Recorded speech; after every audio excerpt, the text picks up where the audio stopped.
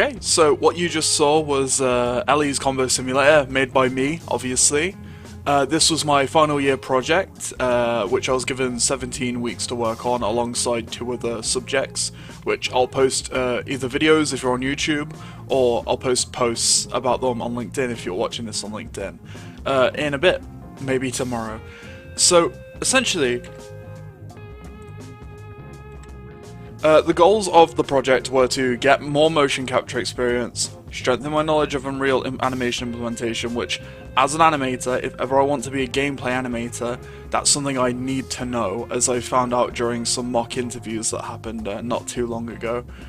So it was important to, strengthen my knowledge so I can be a more valuable team member, and obviously I wanted to make something fun that people could play. Why mocap? Well, it was just purely a time constraint thing. I was able to get a lot of good animation in a lot less time than I would have, because I had to focus a lot on the blueprinting for this one. The blueprints are so big, you can't see them all on one page, so... also, it allowed me to get more experience, obviously, in the motion capture studio at Staff's University, and obviously strengthening my knowledge of Shogun Live in case I need to go into motion capture.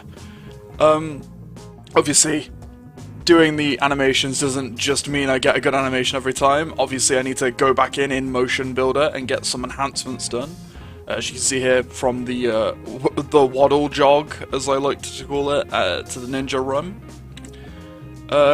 And how's the project done? It's particularly just done using Animation Blueprint. Well, the animation sides are done through Animation Blueprint and montages within blueprints, which come in handy when put together, as obviously the animation blueprint is all done via, different booleans and things like that, to check what state the character should be animating in relation to the blueprint. And then obviously in the blueprint it's really easy to just call in animations using montages, which was extremely useful for, obviously, when click, do attack. Speaking of that, to get all of the combat system in, it was a case of every single attack, it needs to check a bunch of stuff.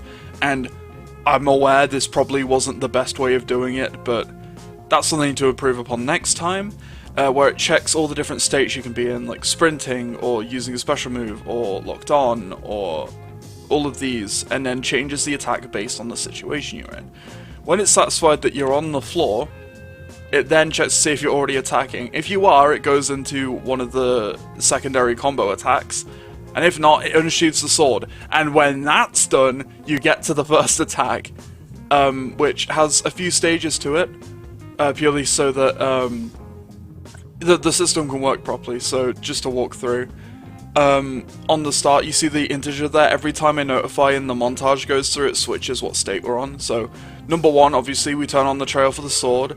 Then number 2, we do a line trace to see if it hits, sorry, a sphere trace to see if it hits, and then it goes through and it obviously applies all of the stuff that needs to happen, such as knockback and locking on, and moving towards using motion matching, motion warping and all of that.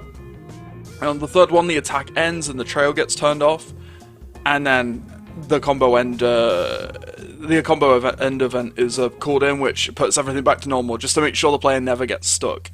The good part about this is, given number 3 is the end of it, you can then check when did they attack. If it's at the number 3 part of the attack, then you can change what attack they're going for, what combo they're going for, just like in Devil May Cry, which is the main inspiration of this. So, here's my portfolio of links, so please take a look at them. Thank you so much for listening to my short overview of this project, and you can go and play this project. It'll either be in the description of the video or on the subject of the post on LinkedIn. Thanks for listening.